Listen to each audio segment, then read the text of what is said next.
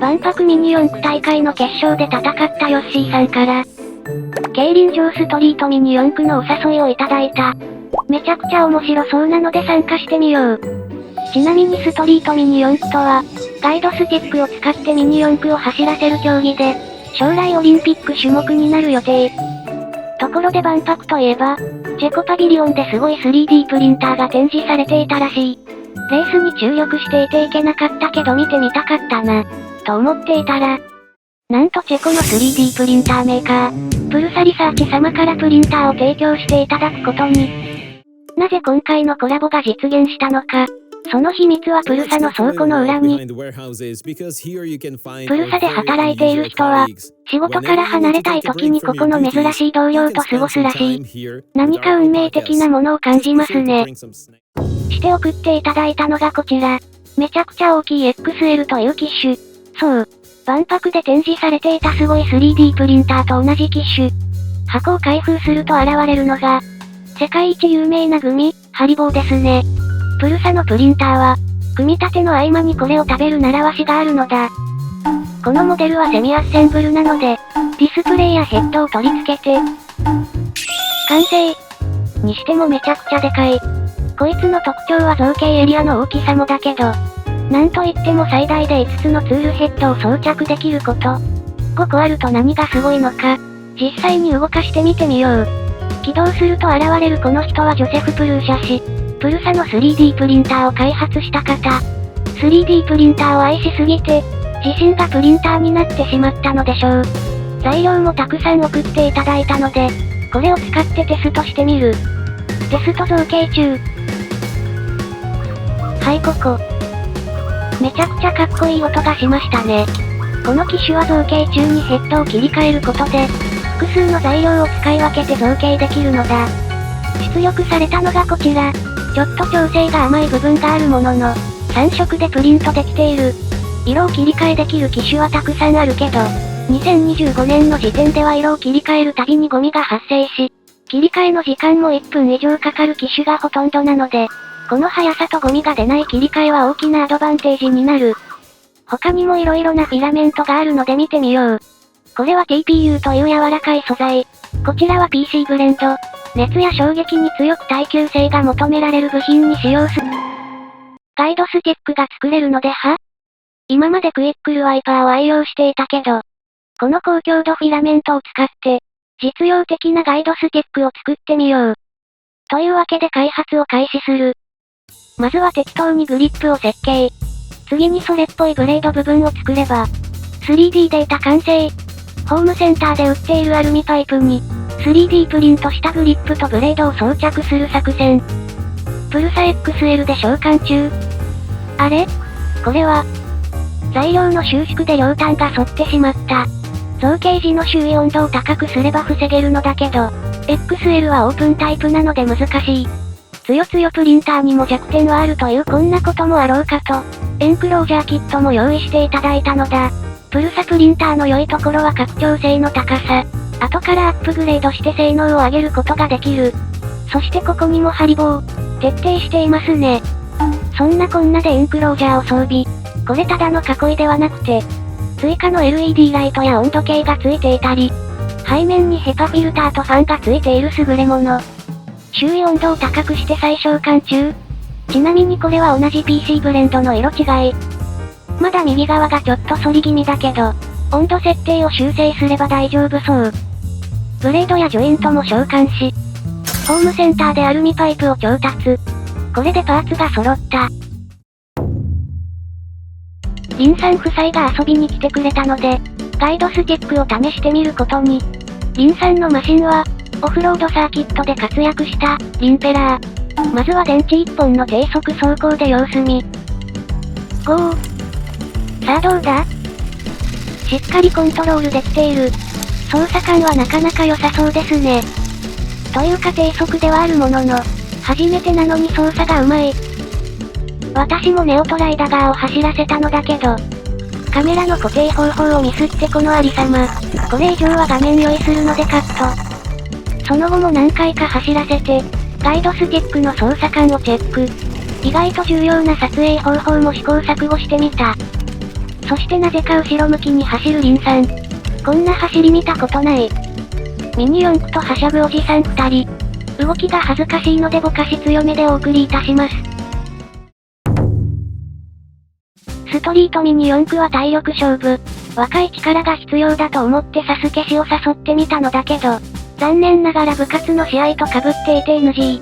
と思ったら、まさかのサスケ氏の妹が参加したいとのこと。となると当然、保護者も参加することに。というわけで3人でチームを結成。ただし2人ともミニ四駆は未経験なので、まずはマシンを選ぶところから。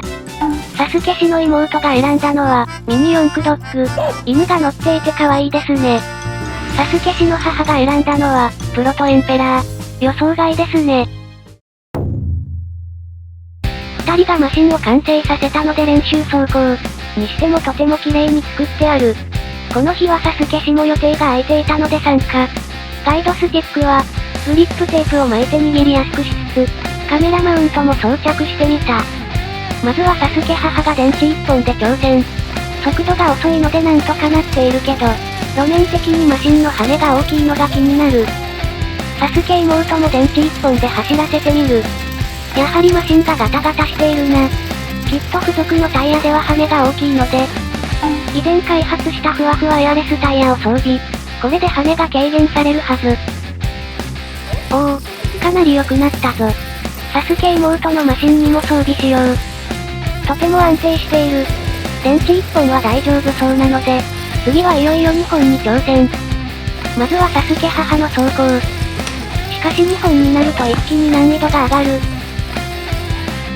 サスケ妹も2本に挑戦。とても良い走りだ。ガイドスティックさばきも上手いし、若いので足取りが軽やかですね。私ですか？モロチン経験者なので電池2本でも余裕で走れますよ。この華麗なコーナリングを見や。一方その頃サスケ氏は、なぜか使わなくなったパターを持ってきた。先端が小さいのでマシンを操縦するのは無理。ローラーをピンポイントで捉えているだと？何ですかそのテクニック。伝説のストリートミニ4レーサーかな？すごい技術なのだけど、遠征行かないからかちょっとおふざけモードですね。ここでサスケ氏の父が、お小遣いをかけたタイムアタックを提案。初走行なはずなのに操作がうまい。サスケ氏の走行。お小遣いがかかっているので、おふざけモードから本気モードに。めっちゃ集中してる。そしてサスケ氏勝利。その後は、バトンタッチの練習をしてみたり、スラロームの走り込みなどをしてかなり上達した。そして練習の映像を見たサスケ氏の弟が、ストリートミニ四駆に興味を持ったらしい。というわけで急遽チームメンバーが4人になりました。ガイドスティックが1本だと不便なので、追加で何本か作ることに。操作感は問題なさそうなので、形状を微調整しつつ見た目を進化させてみよう。マルチカラーを使いつつ、摩耗対策で地面と擦れる部分を厚くしてみた。プルサ XL で召喚中。ツールチェンジは何度見てもかっこいいですね。出力したのがこちら。左面にはアズパカ。反対側にはサスケの文字が入っている。これは高強度素材で出力したけど、ブレード自体には大きな力はかからないので、ジョイント部分だけ高強度素材にして、ブレードは色の選択肢が多い PLA で作ってみよう。というわけで色々なカラーパターンで召喚。正直マルチカラーが楽しくなって、制作意欲が止まらなくなってますね。ところで個人的にこのアングル結構お気に入り。ブレード召喚完了。これで人数分のガイドスティックが作れるぞ。ガイドスティック準備完了。グリップは各自で巻いてもらおう。ちなみに最初に召喚した高強度ブレードは、カーボンパイプに装着してみた。つよつよレーサーがいたらこれで勝負を挑むのだ。これで遠征の準備は整った。いざ会場のある京都へ。イベントの朝は早いので前日入り。前日は湯葉を食べたり、駅周辺を散策したりして就寝。ホビーイベントの朝の雰囲気って、なんかアニメのオープニングみたいでテンション上がりますね。そして、会場に到着。そもそもなぜ競輪場でミニ四駆を走らせられるのか。ここ、京都向町競輪場は、2029年度のリニューアルオープンを目指して再開発が行われる。この日開催される、サイクルフェスタ2025オータムは、改修工事直前のイベントということで特別に許可されたのだ。ただし、イベントではバンク上で様々な企画が実施されるので、バンクを一周できるのは会場前の設営時のみ。つまりいきなりクライマックスということ。ゴー。スタートからものすごい勢いでかっ飛ばすサスケ妹。手前はストリートミニ4レーサーの新規選手。後方遅れてアズパカ。コーンを避けた結果坂を登って失速。この辺りからバンクの角度が風のように急になってくる。つまり、ストライダー、風走りだ。おお、これはテンション上がりますね。前方を見ると、新規選手が我々が追いつくのを待っている。あなたも高場用ですかと思ったらバンクのボディ用のロープが、これは越えられないのでマシンを移動させてサスケ弟が一気にワープしてきた。特にルールは決めていないのでよし。後方を見ると、サスケ弟が予想をしている間に、マシンがあらぬ方向に向かうトラブル発生。バックストレート後半。後方から一気に追い上げてきた新規選手。下り角度を利用してさらに加速。ここでマシンの向きが変わってしまう。しかし新規選手の勢いは止まらず、バランスを崩してしまった。ところでサスケ妹はいずこへあ、いた。ここにも高場用。というよりは差をつけすぎて不安になって待ってたみたい。後ろからはサスケ母と新規選手。サスケ母はとても安定した走り。ところでこの映像は、庭からしに撮影してもらったのだけど、アングルとか画角が絶妙ですね。さすが動画投稿者。そして撮影といえば、なんとドローンによる空撮もしてもらいました。これは自動追尾ドローンによる映像。色々と規制の厳しいドローンだけど、今回のイベントに誘ってくれたヨッシーさんは、ライセンスを持ったガチの空撮班なので安心ですね。さあ最後の直線。私の体力はそろそろ限界。上地点を見越してマシンを遅くしたのだけど、それでも結構きつい。サスケ妹はなぜあの速度で走り切れるのか。これが若さ。かなり差をつけられたけど、なんとかゴール。そしてトラブルで遅れていたサスケ弟も、ラストスパートで一気に追いつき、気がついたら最後は僅差でみんなゴールしてた。疲れたけどめっちゃ楽しかった。その後は、ひたすらスラロームで走りまくったり、日本を代表するストリートミニ4レーサー、馬シカポリカマン選手と走ったり、時々雨が降る中全力で遊びました。そして無限の体力で何十回もスラロームを走ったサスケ妹。さらに成長して意味わからんくらいの速さになってしまった。いつかイタリアのストリートミニ4レーサー、シンクロー選手とも走ってみたいですね。おまけ。